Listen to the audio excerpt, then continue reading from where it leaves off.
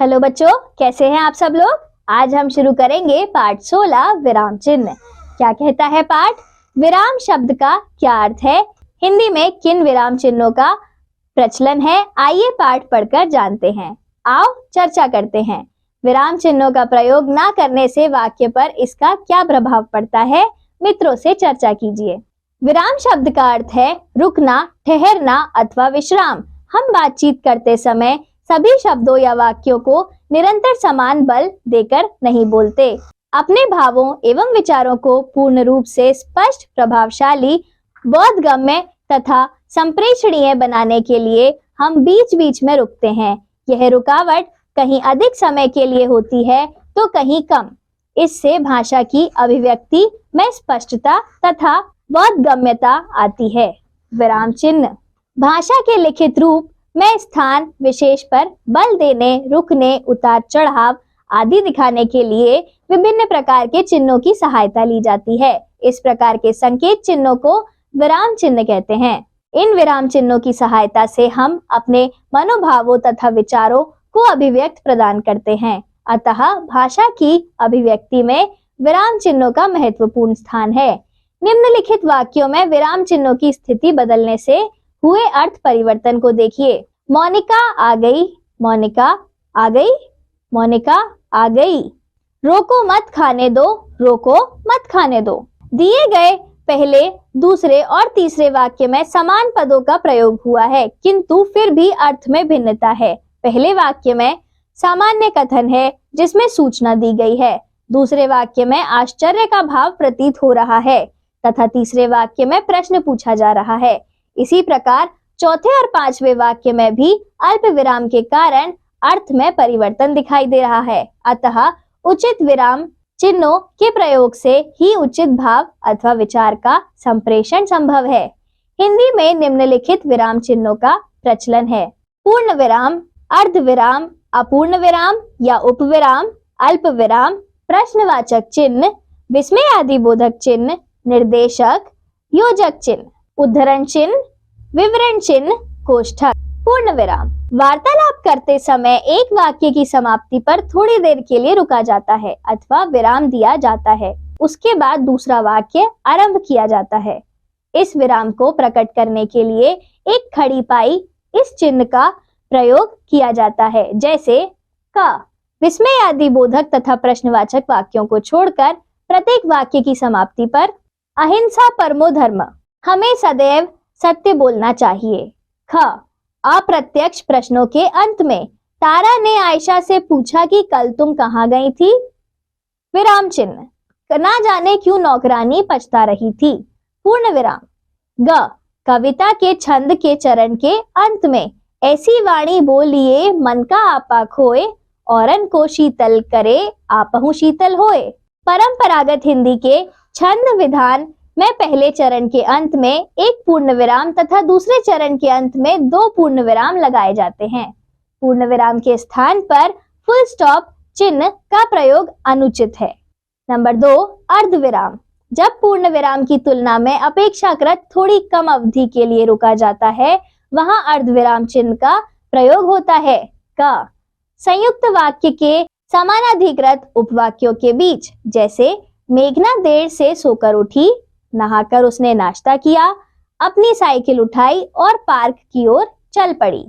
मेज के पास पहुंचकर सुरुचि ने किताब बंद कर दी, खुले पड़े पेन की टोपी बंद कर दी, मेज की सफाई की और कुर्सी को कायदे से रखकर चली गई। मिश्रित तथा संयुक्त वाक्यों में विपरीत अर्थ प्रकट करने वाले उपवाक्यों के बीच, जैसे नैना मिन्नतें करती रही, वे उसे नजरअंदाज करते रहे, वे उससे प्रेम करता था, वह उससे घृणा करती थी।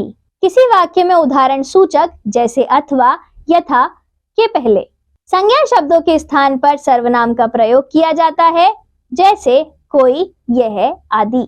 अपूर्ण या उपविराम। जब किसी कथन को पृथक करके दिखाना हो तो वहां उपविराम का प्रयोग होता है।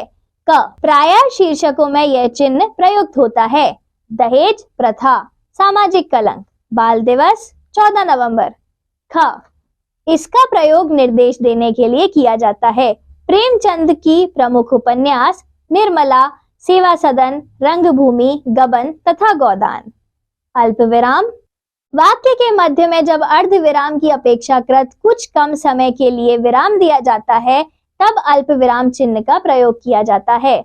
जैसे किसी वाक्य में दो या दो से अधिक समान पद वाले शब्दों या पदबंधों में पृथकता, अलगाव दर्शाने के लिए, जैसे गोरी सूरत घनी काली बोहे, छोटी छोटी आंखें, नुकीली नाक, बड़ी बड़ी और गुथी हुई विरल मूंछों वाला मुस्कुराता चेहरा लेखन का है। हाँ नहीं के उपरांत, जैसे जी हाँ, मैंने कोविड-19 के बारे में सुना है। उपाधियों में पृथकता प्रदर्शित करने हेतु, जैसे MA, BA, PhD। शब्दों, वाक्यांशों की पुनरावृत्ति होने की स्थिति में, जैसे हाँ, मुझे भी यही पता लगा है कि विश्व कप भारत में होगा। उद्धरण चिन्ह से पहले, जैसे मोनिका विनम्र भाव से बोली, उद्धरण चिन्ह, पिताजी आप क्रुद्ध ना हो। प्रश्न सूचक वाक्यों के अंत में पूर्ण विराम के स्थान पर प्रश्नवाचक चिन्ह का प्रयोग किया जाता है। जैसे जब वाक्य में प्रश्न सूचक शब्दों जैसे क्या, कब, कहाँ, कैसे आदि का प्रयोग करते हेतु प्रश्न पूछा जाता है, जैसे पुलिस के सामने उसकी सुनेगा कौन। गोदान उपन्यास का क्या उद्देश्य है? संरचना की दृष्टि से जब सामान्य विधानवाचक को संदेह, प्रश्न या अनिश्चय के भाव के साथ अनुतान परिवर्तन कर बोला जाता है, आप यहाँ से जा तो नहीं रहे? वही तो नहीं जो पहले आइसक्रीम बेचा करता था। विस्मय आदि बोधक चिन्ह सामान्यतः विस्मय, हर्ष, शोक, घृणा, भय आदि मनोभावों को प्रकट करने के लिए प्रयुक्त शब्दों के बाद विस्मय आदि बोधक चिन्ह का प्रयोग किया जाता है। जैसे सब कहने लगे, भाई वाह, तुम तो शहंशाह हो, अरे तुमने तो कमाल ही कर दिया। विस्मय आदि मनोभावों का बोध कराने वाले पदबंधों अथवा वाक्यों के अंत में भी विस्मय आदि बोधक चिन्ह लगाया जाता है। जैसे सौंदर्य और शोभा की खान लद्दाख, हवा हूँ, हवा में बसंती हवा हूँ। निर्देशक चिन्ह, इस चिन्ह का प्रयोग निम्नलिखित स्थितियों में होता है। किसी पद या वाक्यांश की व्याख्या करने के लिए, जैसे वे सच्चे अर्थ में धरती की पुत्री थी, साध्वी, सरल, क्षमामयी और सबके प्रति ममतामयी। युगों पुरानी भारतीय संस्कृति एवं सभ्यता की प्रतीक रही है यह गंगा, जो अनादिकाल से बहती हुई बदलती चली आ रही है, फिर भी बनी हुई है वही गंगा की गंगा। संवादों, वार्तालापों में नामों के तुरंत बाद, जैसे समीक्षा, अरी, मेघा, ओ मेघा, मेघा दूर से ही, हाँ माँ हुआ हूँ। आयुष, रात ना जाने क्यों बुखार हो गया, हाथ फैलाकर देखो मेहता, देह छूकर, ओ सारी देह अंगारे की तरह दहक रही है। मेघा दूर से ही, हाँ माँ हुआ है।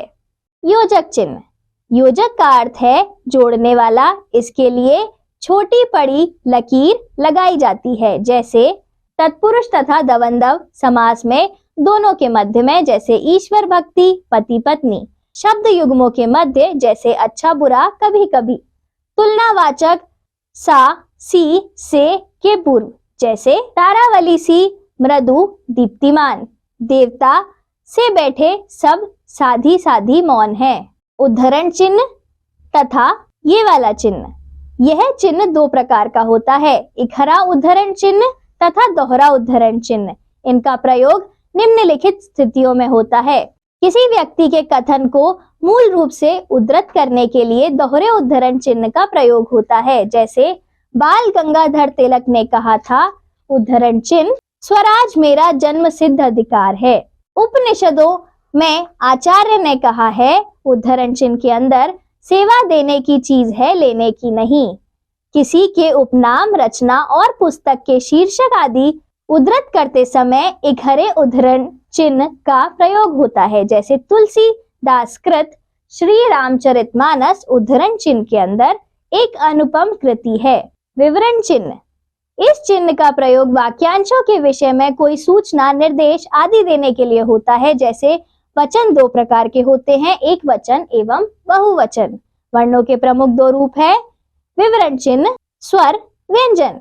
विशेष प्रायः जहां विवरण चिन्ह का प्रयोग होता है, निर्देशक चिन्ह उन सभी स्थानों पर प्रयुक्त हो सकता है। अतः अब धीरे धीरे इस चिन्ह का प्रयोग लुप्त होता जा रहा है। कोष्ठक, इसका प्रयोग निम्नलिखित स्थितियों में होता है। क, किसी पद का अर्थ स्पष्ट करने के लिए, जैसे वे इलाहाबाद कोष्ठक में प्रयागराज में रहते हैं, मद्रास कोष्ठक में चेन्नई में उनकी बैठकें हुआ करती थी। क्रम सूचक अंकों एवं अक्षरों को शब्द से अलग दर्शाने के लिए, जैसे मैंने अपने लिए 2 सिद्धांत निश्चित किए, यथा नंबर 1 समय का पाबंद होना, नंबर 2 सत्य बोलना। पाठ पढ़कर हमने सीखा विराम शब्द का अर्थ है रुकना, ठहरना अथवा विश्राम। विराम चिन्ह से भाषा की अभिव्यक्ति में स्पष्टता तथा बोधगम्यता आती है। विराम चिन्ह की सहायता से हम अपने मनोभावों तथा विचारों की अभिव्यक्ति प्रदान करते हैं। धन्यवाद बच्चों, अब हम मिलेंगे अगले पाठ में।